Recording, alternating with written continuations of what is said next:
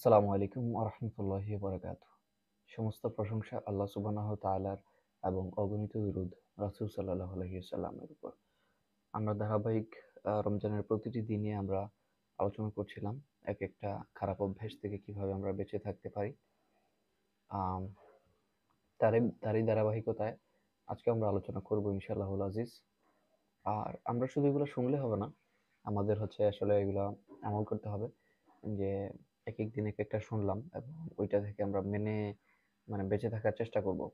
এবং এটা থেকে বেঁচে থাকতে গিয়ে যদি আগে যেগুলা থেকে বেঁচে থাকতাম ওইগুলো ভুলে যাই, তাহলে আবার হবে না। ধীরে, ধীরে সবগুলা থেকেই বেঁচে থাকতে হবে ইনশাআল্লাহ। আমরা এই রমাদানের চেষ্টা করতে পারি যে আম আমাদের উপরে যেগুলা আমানত আছে, আমরা যেন আমানতের খেয়ানত না করি। এখন আমানত শুধু বস্তুই হয় না যে আমার কাছে একটা জিনিস রেখে যাওয়া হইছে, টাকা রেখে যাইছে কিংবা একটা কোনো বস্তু রেখে গেছে, একটা জিনিস রেখে গেছে, একটা ব্যাগ রেখে গেছে, ঠিক আছে? খাবার-দাবার রেখে গেছে। ওইগুলো আমি যথাসময়ে যথাভাবে তাকে ফেরত দিয়ে দিব। শুধু ওই বস্তু না, একটা কথাও হতে পারে। একজন মানুষ হয়তো এই কথাটা বলতে পারে আমাদেরকে যে, "এটা তুমি কাউকে বলিও না।" কিন্তু দেখা গেল আমরা বলে দিলাম।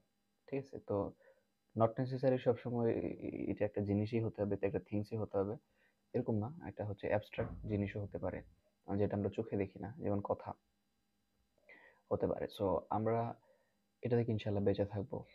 কারণ আ আমানতের খেয়ানত করা তো নরমালিই আসলে এটা হারাম কাজ। নরমালি। আর রামাদানে তো আর কথাই নেই। কাজেই যেহেতু আমরা রামাদানের সব মন্দ কাজ, মন্দ অভ্যাস থেকে বেঁচে থাকার চেষ্টা করছি, একদিন, একদিন করে আমরা দেখছি নিত্য নতুন করে। কাজেই আমরা আ এই আমানতের খেয়ানতটা আসলে করব না। শুধু তাই না, আল্লাহ সুবহানাহু ওয়া তাআলা আমাদের এই ৩.৫ হাত বর্দিতে যা, যা দিছেন হাত, চোখ, নাক, কান, মুখ সবকিছুই কিন্তু আল্লাহর দেয়া একটা আমানত আমাদের উপর। ঠিক আছে? সো আমাদের আবার যখন আল্লাহর কাছে ব্যাক যেতে হবে, তখন কিন্তু সবকিছুর হিসাব আল্লাহকে বুঝাই দিতে হবে। যে আল্লাহ এই হচ্ছে হাত, তুমি আমাকে হাত দিছিলা, এই হাত দিয়ে আমি ভালো কাজ করছি, খারাপ কাজ করি নাই। এই চোখ দিছিলা, এই চোখ দিয়ে আমি ভালো কিছু দেখছি, খারাপ কিছু দেখিনি। তো এভাবে প্রতিটা অঙ্গ-প্রত্যঙ্গের হিসাব আল্লাহকে বুঝিয়ে দিতে হবে। তো যেহেতু বুঝিয়ে দিতে হবে, কাজেই আমানতের খেয়ানত করা যাবে না। প্রপারলি ইউটিলাইজ করতে হবে, ভালোভাবে ব্যবহার করতে হবে। ঠিক আছে? আপনি যদি এটা চিন্তা করেন শুধু জাস্ট যে প্রতিটা শরীরের প্রতিটা অঙ্গ-প্রত্যঙ্গ আল্লাহর দেয়া আমানত, তাহলে আপনি আর পাপ করতে পারবেন না। ঠিক আছে? আপনাকে আপনার বিবেক বাধা দিবে যে আল্লাহর কাছে তো আমি জবাব দিতে পারব না। কি জবাব দিব আল্লাহর কাছে? ঠিক আছে?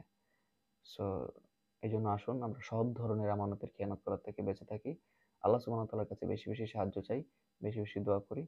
সবাই দোয়া করবেন এই গুনাহগারের জন্য। আল্লাহ যেন আমাকে মাফ করে দেন এবং আল্লাহ আমাদের সবাইকে হেদায়েত দিক। আসসালামু আলাইকুম ওয়া রাহমাতুল্লাহি ওয়া বারাকাতুহু।